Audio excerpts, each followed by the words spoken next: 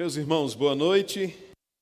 Que a graça e a paz do nosso Senhor e Salvador Jesus Cristo estejam com todos nesta noite de domingo, dia do Senhor. Vamos abrir a palavra de Deus. Neemias, capítulo 11.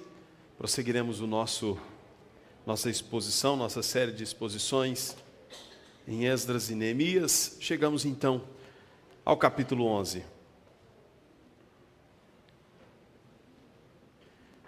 Neemias, capítulo 11. Nós vamos ler o versículo e falaremos, ao menos em boa parte da nossa leitura, falaremos em outros idiomas, de forma bíblica. Diz assim a palavra do Senhor: os príncipes do povo habitaram em Jerusalém, mas o seu restante deitou sortes para trazer 1 de 10 para que habitasse na cidade de Jerusalém, e as 9 partes permaneceriam em outras cidades. O povo bendisse todos os homens que voluntariamente se ofereciam ainda para habitar em Jerusalém. São estes os chefes da província que habitaram em Jerusalém. Porém, nas cidades de Judá habitou cada um na sua possessão, nas suas cidades, a saber, Israel, os sacerdotes, os levitas, os servidores do templo e os filhos dos servos de Salomão. Habitaram, pois, em Jerusalém alguns dos filhos de Judá e dos filhos de Benjamim. Dos filhos de Judá, Ataías, filho de Uzias, filho de Zacarias, filho de Amarias, filho de Cefatias, filho de Malelel, dos filhos de Pérez, Maaseias, filho de Baruque, filho de Coozé, filho de Asaías, filho de Adaías, filho de Joiaribe, filho de Zacarias, filho do Silonita. Todos os filhos de Pérez que habitaram em Jerusalém foram 468 homens valentes. São estes os filhos de Benjamim: Salu, filho de Mesulão, filho de Joede, filho de Pedaías, filho de Colaías, filho de Maaseias, filho de Itiel, filho de Jesaías. Depois dele, Gabai e Salai, ao todo 928. Joel, filho de Sicre, superintendente deles, e Judá, filho de Senua, o segundo sobre a cidade. Dos sacerdotes, Gedaías, filho de Joiaribe, Jaquim, Seraías, filho de Uquias, filho de Mesulão, filho de Zadoque, filho de Meraiote, filho de Aitube, príncipe da casa de Deus, e os irmãos deles que faziam o serviço do templo, 822. E Adaías, filho de Jeroão, filho de Pelaías, filho de Anzi, filho de Zacarias, filho de Pazur, filho de Malquias, e seus irmãos, cabeças de famílias, 242. E Amazai, filho de Azarel, filho de Azai, filho de Mesilemote, filho de Imer, e os irmãos deles, homens valentes, 128, e superintendente deles, Zabdiel, filho de Gedolim. Dos levitas, Semaías, filho de Azube, filho de Azricão, filho de Asabias, filho de Buni. Sabetai e Josabade, dos cabeças dos levitas, que presidiam o serviço de fora da casa de Deus. Matatias, filho de Mica, filho de Zabdi, filho de Asaf, o chefe que dirigia os louvores nas orações. E Baquebuquias, o segundo de seus irmãos. Depois, Abdá, filho de Samua, filho de Galau, filho de Gedutum. Todos os levitas na cidade foram 284. Dos porteiros, Acube, Talmon, e os irmãos deles, os guardas das portas, 172. O restante de Israel, dos sacerdotes e levitas, se estabeleceu em todas as cidades de Judá, cada um na sua herança. Os servidores do templo habitaram em Ofel, e estavam a cargo de Zia e Gispa. O superintendente dos levitas em Jerusalém era Uzi, filho de Bani, filho de Asabias, filho de Matanias, filho de Mica, dos filhos de Asaf, que foram cantores ao serviço da casa de Deus, porque havia um mandado do rei a respeito deles e certo acordo com os cantores, concernente às obrigações de cada dia. Petaías, filho de Mesazebel, dos filhos de Zera, filho de Judá, estava à disposição do rei em todos os negócios do povo. Quantas aldeias com seus campos, alguns dos filhos de Judá habitaram em Queriate Arba, e as suas aldeias, em Dibom e suas aldeias, em Jecabzel e suas aldeias, e Jesua, e Moladá, e Bet-Palete, e Azar-Sual, em Berseba e suas aldeias, em Ziclag, em Mecona e suas aldeias, em Rimon, em Zorá, em Jarmute, em Zanoa, em Adulão e nas aldeias delas, em Laquis e em seus campos, em Azeca e suas aldeias, acamparam-se desde Berseba, melhor dizendo, até ao vale de Imom. Os filhos de Benjamim também se estabeleceram em Geba e daí em diante em Micmas, Aiá, Betel e suas aldeias, em Anote, em Nobe, em Ananias, em Azor, em Ramá, em Gitaim, em Adide, em Zeboim, em Nebalate, em Lode e em Onom, no vale dos artífices. Dos levitas havia grupos em Judá, tanto em Judá como em Benjamim. Toma um fôlego, enquanto isso falemos com o Senhor em oração. Deus, estamos diante de Tua palavra. Te louvamos, Senhor, porque mais uma vez estamos em Tua casa no dia do Senhor, agora desejosos de ouvir a Tua voz por meio deste texto de Sua palavra. Fale conosco, Senhor, em nome de Jesus. Dai-nos a iluminação necessária para compreendermos a Tua palavra.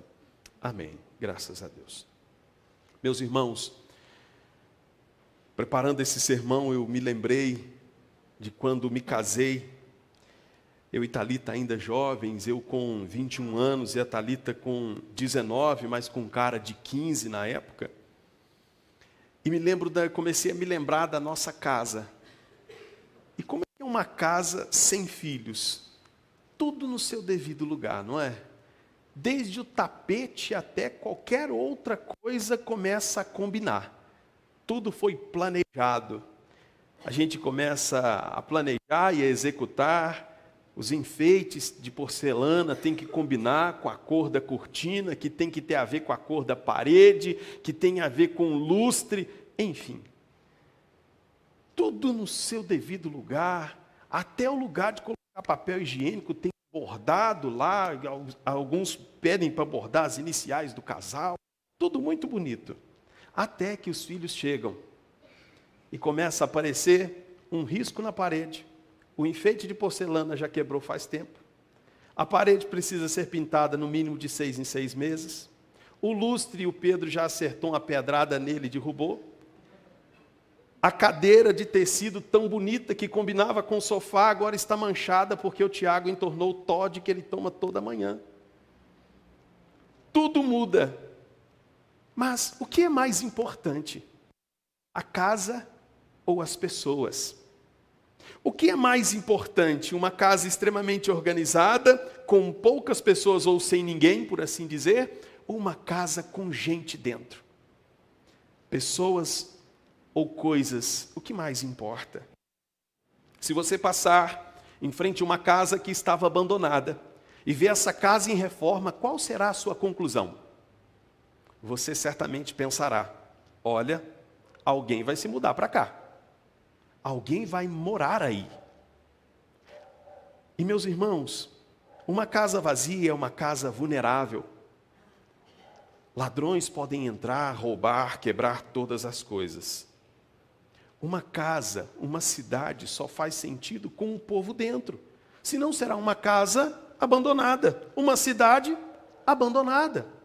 Nós falaremos um pouco sobre isso no nosso sermão de hoje, que tem como título Convocados para Servir.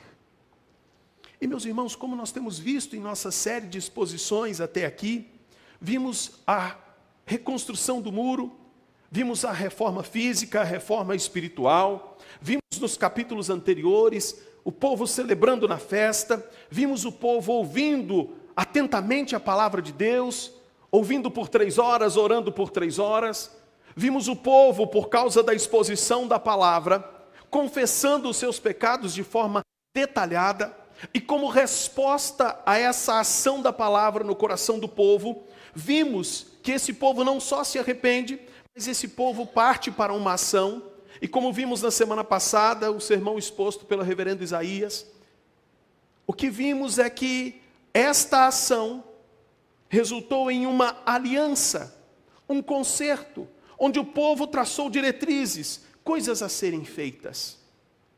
E agora chegamos ao capítulo 11, onde nós vemos, meus irmãos, que agora esse avivamento, por assim dizer, esta obra interna, agora vai ser externada. Esta obra agora vai ser exposta. Muro reconstruído, reforma espiritual concretizada, inimigos vencidos. Qual é o foco agora de Neemias? Manter tudo isso que foi feito. Dar prosseguimento a tudo isso que foi feito. Como? Se cada um voltasse para a sua cidade, se cada um fosse embora, novamente a cidade estaria esvaziada. E novamente estaria suscetível a ataques. Mas não somente isso. Alguns propósitos para Neemias chamar o povo para morar em Jerusalém. Um dos propósitos, garantir o culto ao Senhor. O povo deveria permanecer ali, pessoas deveriam habitar, deveriam morar em Jerusalém, a fim de que o culto ao Senhor fosse garantido. O culto prosseguiria. Outro propósito, nacionalidade, preservação do povo. Por isso nós vemos uma genealogia, onde vai dizer de onde vem, quem é esse povo. Afinal de contas, lembre-se que Jerusalém era a capital do judeu. Preservar a nacionalidade desse povo. Povo que havia se casado com mulheres estranhas. Lembre-se disso. Lembre-se de sermões passados. Preservar tudo que fora conquistado. Lembre-se da caminhada. Lembre-se do trabalho que deu, dos levantes dos inimigos. Chegou até aqui. Casa arrumada, casa reformada, cidade reestruturada. Agora precisa de povo. Precisa de gente. Com esses propósitos, garantir o culto ao Senhor, garantir a nacionalidade, preservar tudo que fora conquistado até então. E meus irmãos, se pensarmos nesta convocação, a pergunta deveria ser: por que convocar? Qual a necessidade? O povo não deveria estar todo mundo ali? Não, eu fico. Não tem que fazer nada, eu vou ficar aqui. Meus irmãos, o desafio de Neemias era povoar Jerusalém, a cidade santa onde ficava o templo. As pessoas haviam sido influenciadas por inúmeros motivos a não permanecerem ali. Imagine todo esse trabalho e não ter ninguém para morar lá. E alguns dos motivos eu listo para os irmãos. A cidade de Jerusalém era constantemente atacada. A cidade de Jerusalém tinha uma posição privilegiada. Isso fazia com que todos os povos desejassem ter acesso ali. Então, quem desejasse morar em Jerusalém, lidaria constantemente com rumores de guerra, com rumores de ataques. Eles tinham medo que das outras nações, as outras nações viriam. Então, para muitos, Jerusalém seria a cidade das batalhas, logo não seria a cidade onde as pessoas gostariam de morar. Outros motivos, as pessoas tinham negócios em outras cidades. Elas tinham suas vidas em outras cidades. Jerusalém não era um ponto comercial favorável naquele momento.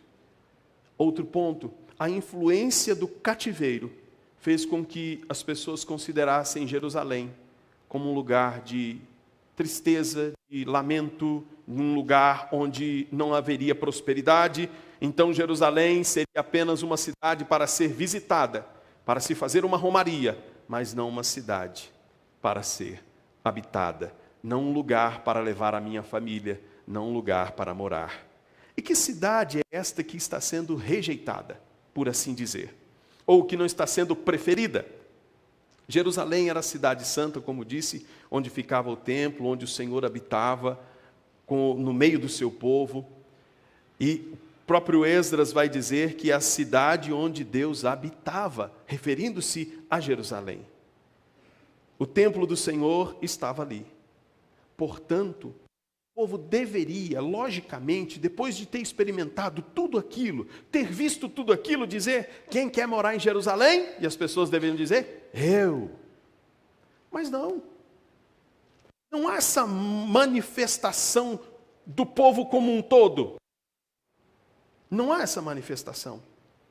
O povo deveria morar ali, mas não tinha tanta disposição para isso. Observe os versículos 1 e 2. Os príncipes do povo habitaram em Jerusalém, mas o seu restante deitou sortes para trazer 1 de 10 para habitar na santa cidade de Jerusalém, e as 9 partes permaneceriam em outras cidades. O povo bendisse todos os homens que voluntariamente se ofereciam ainda para habitar em Jerusalém.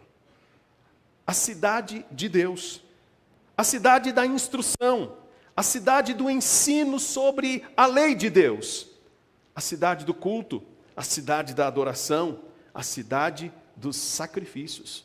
Mas nem todo mundo queria morar ali. Meus irmãos, nem todos desejavam morar ali, mas gostavam do júbilo da festa. O júbilo da festa era bom, mas para morar já era demais. Isso me faz pensar, meu querido irmão, minha querida irmã, que nos nossos dias, as pessoas tendem a fazer a mesma coisa. Quando falamos disso, parece que está lá em Jerusalém, aquela situação, naquela época, mas nos nossos dias as pessoas têm a mesma postura muitas vezes. Tendem a se alegrar, tendem a ouvir, mas não querem permanecer. Se maravilham com a manifestação de Deus e o livramento do Senhor, mas quando vê a situação apertar, logo dá uma olhadinha para trás para ver se de Sodoma e Gomorra ainda resta alguma coisa. Tendem a vibrar com a reconstrução do muro, mas não querem viver na cidade reconstruída. Nós vivemos uma época onde os compromissos estão cada vez mais escassos. Poucas pessoas querem ir além de um compromisso, de uma festa, de um compromisso, de um culto. Poucos querem ir além de simplesmente ir à igreja. E hoje não é difícil encontrar pessoas que agem assim. Jerusalém seria o palco da promoção do crescimento em santidade. Mas habitar ali perto exigiria um compromisso maior. Estariam no trabalho do culto, estariam cuidando da cidade santa, mas isso era demais. Nos nossos dias de hoje, as pessoas preferem ouvir pregadores engraçados, divertidos, do que ouvir pessoas que vão ensinar a Escritura. As pessoas preferem igrejas e escolhem elas pelo entretenimento e não pelo envolvimento desta igreja com a palavra de Deus. Vemos igrejas vazias ou igrejas cheias de pessoas vazias. Nem todo mundo quer se envolver com a igreja de verdade. Para alguns, uma igreja que expõe um sermão de forma detalhada ou faz um sermão expositivo é uma igreja muito chata, é melhor a gente ir embora correndo. É melhor habitar em outros lugares do que ouvir um pastor por tanto tempo expondo Esdras e Neemias. É melhor ir para outro lugar onde as músicas são mais envolventes, segundo o meu coração, do que participar de um culto bíblico. As pessoas hoje podem até ir a um culto, mas poucos estão dispostos a se envolver com a comunidade. O que vemos é um conceito totalmente equivocado de igreja. As pessoas não querem fazer parte de uma comunidade. Elas querem assistir a um culto, mas não querem se envolver com esta comunidade. Elas querem ter uma vida religiosa e uma vida secular. Não se importam em considerar tudo sagrado e para a glória de Deus. E quando se deparam com alguém que instrui desta forma, logo darão nomes a estas pessoas como fundamentalistas, religioso, radical, fanático, porque para eles a comunidade, a igreja, é só um lugar onde se vai, onde se ouve coisas boas, toma-se um pouco da sabedoria para poder começar a semana bem, mas não se envolvem. Não querem fazer parte desta comunidade como deveria fazer. Não é estranho. Nos nossos dias, vemos pessoas que estão prontas para ir embora correndo. E muitas vezes pelos mesmos motivos. Tenho muitos negócios fora e não posso me envolver demais com a igreja. Tenho muita coisa para fazer lá fora para poder me envolver com a igreja. Deixa isso para pastores e presbíteros ou para pessoas com menos instrução que eu. Não é difícil. Vemos pessoas que não têm prontidão para viver em comunidade. Neemias, então, resolve, nesse texto, dar uma resposta ou promover a habitação do povo na cidade. Como? De que forma? Primeiro, os líderes. Essa é uma estratégia que Neemias vai sempre usar. O exemplo dos líderes. Captar pessoas pelo exemplo da liderança. De que adianta os líderes convocarem as pessoas para morarem ali e dizerem assim: olha, mas nós vamos para o condomínio do império. Vocês fiquem aí, se arrisquem, cuidado, hein? Saia fora da peleja, mas nós estaremos de longe intercedendo por vocês. Não, os príncipes, os líderes estão ali, estão prontos para habitar ali. Outra forma, lançar sorte. Pessoas foram convocadas. E o que é interessante é que os convocados se colocam debaixo da submissão da vontade de Deus. Deus convocou, eu venho. E esse exemplo dos líderes e a submissão dos convocados ao Senhor fez com que aqueles que observassem voluntariamente se apresentassem para morar ali. Os convocados, os príncipes, fizeram com que voluntários dissessem: olha, eu também vou ficar. Eu também ficarei aqui. A consequência do exemplo e da submissão ao Senhor gera voluntariedade. O povo agora voltaria, mas Jerusalém não estaria mais abandonada. Os convocados deveriam habitar em Jerusalém, mas observe, príncipes, convocados, voluntários, mas o texto vai dizer, nos versículos 10 e 15, que vocacionados também estiveram prontos para morar ali. Sacerdotes, levitas, estavam prontos para morar em Jerusalém. Cada um na sua função. O culto ao Senhor não podia parar. A cidade tinha que seguir, afinal de contas não faria o menor sentido. A vida civil também precisava avançar.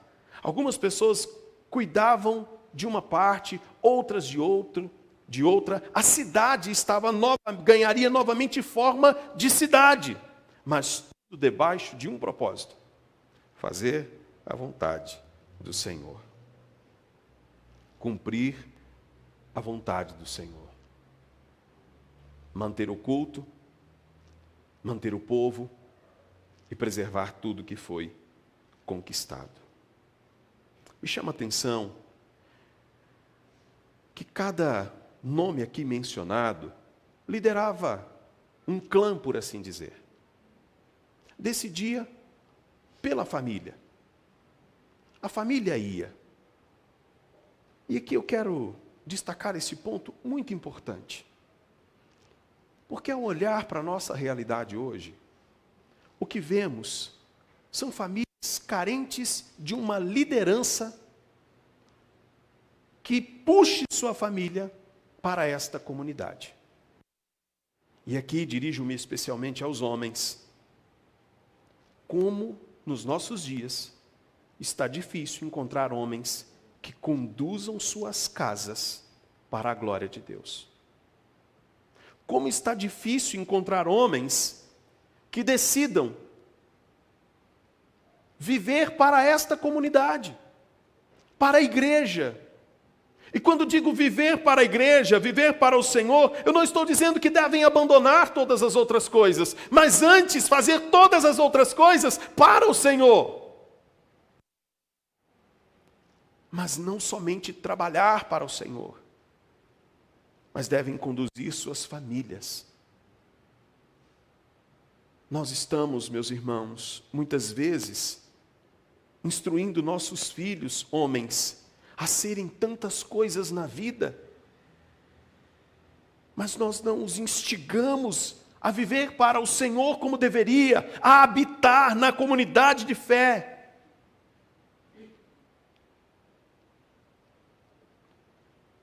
Muitas vezes o que vemos são mulheres cansadas por terem que arrastar a família, porque o marido fica inerte a tudo. Ele não zela pelo culto, ele não zela pelo dia do Senhor, ele não puxa a sua família. E a esposa tem que dizer: vamos, vamos, vamos. Não é difícil ver que em algumas casas, quando um servo ou uma serva do Senhor é chamada para a eternidade, na sua ausência toda a família fica estagnada. Falta pessoas para assumir o seu papel. Faltam pessoas para decidirem conduzir suas casas, saírem do conforto e arriscarem mais pela causa do Senhor, arriscarem-se mais na pregação do Evangelho, levantarem-se como cristãos e defenderem a verdade da cruz.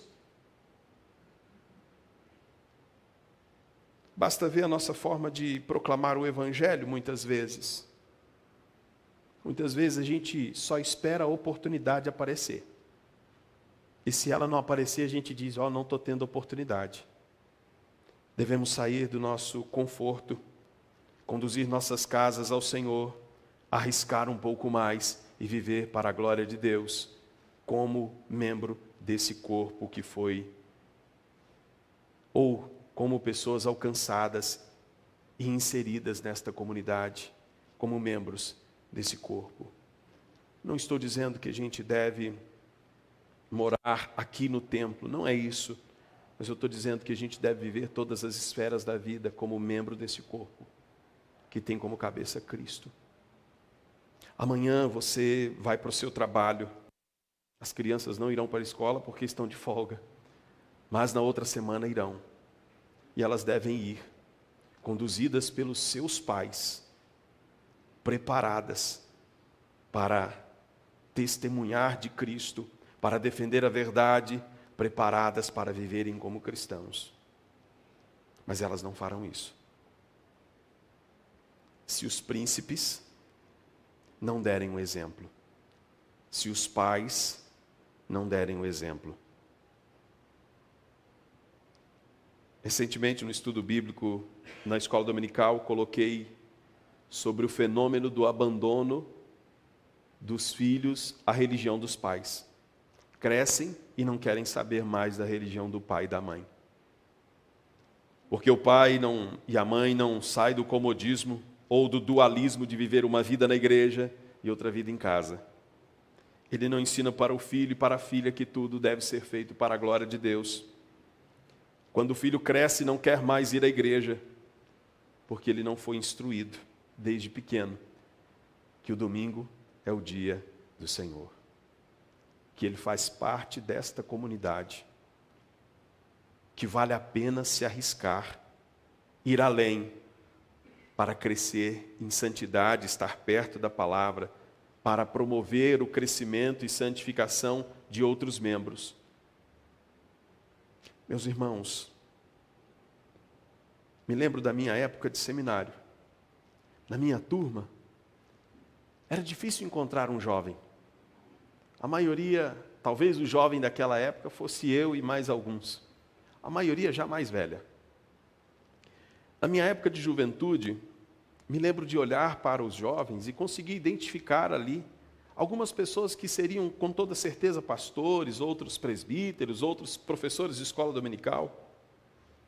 Hoje está cada vez mais escasso. Nós estamos ensinando que eles devem ser isso ou aquilo, menos cooperar com a causa do Senhor. Teremos pela frente uma eleição de oficiais no próximo mês.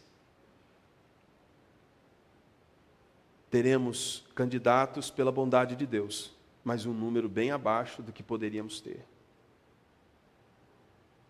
Isso se dá porque nem todo mundo quer habitar na igreja, quer viver como membro desta comunidade. Cada um quer cuidar da sua própria casa.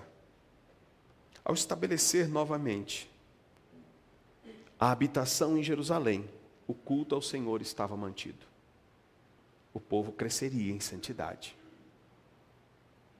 As pessoas seriam instruídas biblicamente, não seria só de festa em festa, mas seria constantemente cuidando da capital, zelando pela nacionalidade, pelo culto, por tudo que foi conquistado.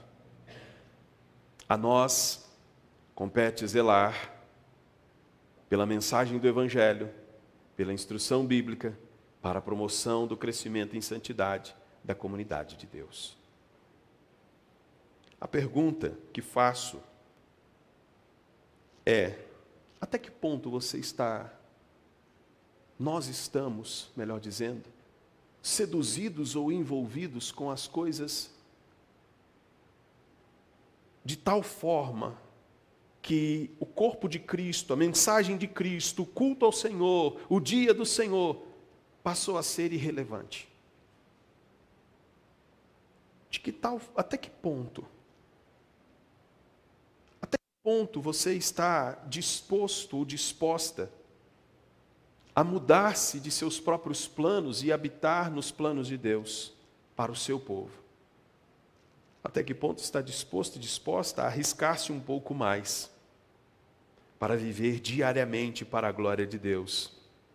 Até que ponto você está disposto ou disposta a auxiliar o povo de Deus no crescimento e na promoção de santidade? Podemos ter, e Paulo vai dizer isso escrevendo a Tito sobre diretrizes para a promoção da santidade, ele inclui todo mundo. Podemos ter, se cada um dispuser no seu coração e servir ao Senhor com seus dons, podemos ter, e digo agora às jovens mulheres, podemos ter excelentes conselheiras mais velhas para vocês. Se dispusermos no nosso coração homens mais maduros, nós poderemos ser ótimos conselheiros para os mais jovens. Poderemos ter ótimos professores de escola dominical. Poderemos ter mais oficiais. Poderemos ter um corpo mais ativo na proclamação do Evangelho. Um corpo que cresce mais em santidade. Na terra do exílio ou na cidade de Deus, onde você quer habitar? Ou onde você tem morado? Tem servido ao Senhor com seus dons, seus talentos, Você consegue olhar e dizer: eu posso ajudar aquele irmão, aquela irmã, posso ajudar a igreja, posso ajudar a igreja de Cristo como um todo? O que você pode fazer? Cada um tem uma função aqui. Cada um pode fazer alguma coisa. Jerusalém hoje não tem a importância, e para você que está aqui ou que nos assiste, que tem uma visão escatológica diferente, Jerusalém não tem mais a importância que tinha. A barreira foi rompida. Agora não só judeus. Agora todos que o Senhor chamou, gentios, gregos, o Senhor chama. E não temos mais uma capital para ir. Não precisamos ficar aos prantos, nos chicoteando nas redes sociais, porque Jerusalém vai ser atacada ou foi atacada. Devemos orar como oramos por qualquer outro povo que está em guerra. Mas a igreja cumpre esse papel. Ela é distinta do mundo. Ela é a cidade que abriga aqueles que o Senhor comprou por sua graça. Maravilhosa, irresistível graça. Então, viva para esse corpo. Não há vida fora dele. Não é que esse corpo é fonte de vida, mas esse corpo abriga aqueles que foram vivificados. E agora eles vivem para a glória de Deus, servindo uns aos outros, a fim de que tudo aquilo que foi conquistado não se perca. A fim de que a disciplina seja exercida, a correta administração dos sacramentos, a fim de que a palavra fiel seja pregada e de que a igreja cresça em santidade e glorifique ao Senhor. Encerro perguntando: no exílio ou na igreja? Onde você tem habitado? O que tem importado mais para você? Responda ao Senhor em silêncio agora, curvando sua cabeça. E por fim, elevarei minha voz orando, agradecendo ao Senhor.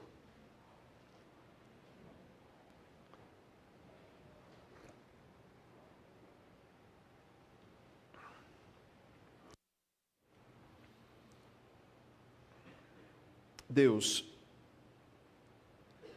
no tempo de Esdras e Neemias, o Senhor usou homens para reconstruir Jerusalém.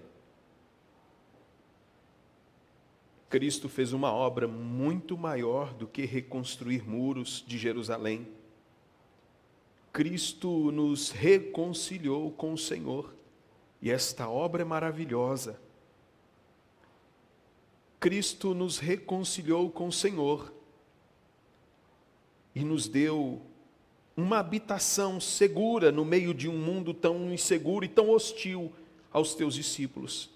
Nos deu a igreja, um lugar onde podemos ouvir a tua palavra, ou uma comunidade onde podemos ouvir a tua palavra, podemos ser instruídos, onde podemos crescer em santidade, onde podemos participar dos sacramentos, ouvir a tua palavra e sermos também admoestados. Contudo, Senhor, parece que os benefícios do exílio às vezes nos enchem os olhos. Às vezes estamos preocupados com os nossos negócios porque nem sempre dá lucro, ou a igreja não é fonte de lucro financeiro, não deve ser.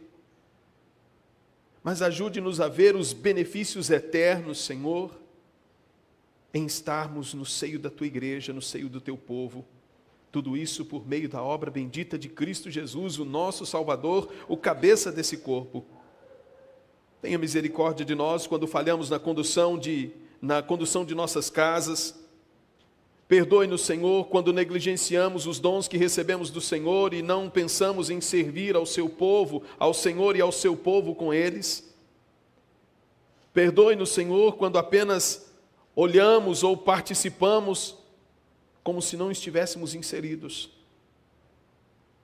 Desperte-me, desperte aos meus irmãos, a fim de que possamos conduzir e mostrar para nossos filhos a beleza de sermos igreja. Ajude-nos a preservar a tua palavra, a expô-la com fidelidade. Ajude-nos, Senhor, a valorizar os sacramentos, ó Deus. Senhor, obrigado por podermos morar no seio do seu povo. Aguardamos ardentemente o dia em que o Senhor voltará para levar esse povo, quando esse povo não mais terá que lutar contra inimigos que se opõem ao Senhor, primeiramente, mas estaremos para todo sempre na eternidade com o Senhor. Obrigado, Pai.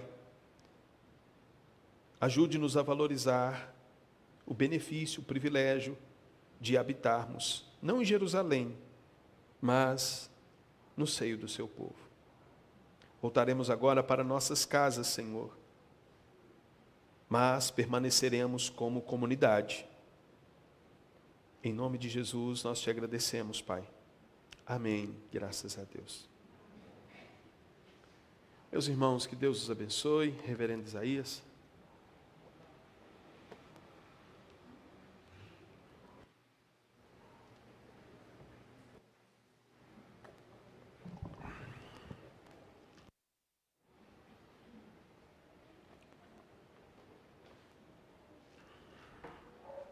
Convido os irmãos a se colocarem de pé. Nós vamos finalizar com a bênção.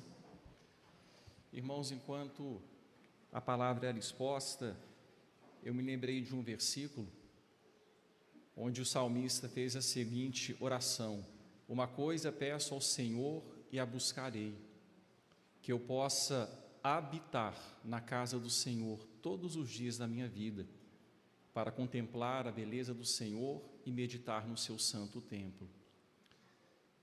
Eu ouvi recentemente uma colocação de alguém dizendo o seguinte: a palavra hábito é da mesma raiz do verbo habitar, mostrando que o lugar onde nós habitamos forma aquilo que nós somos.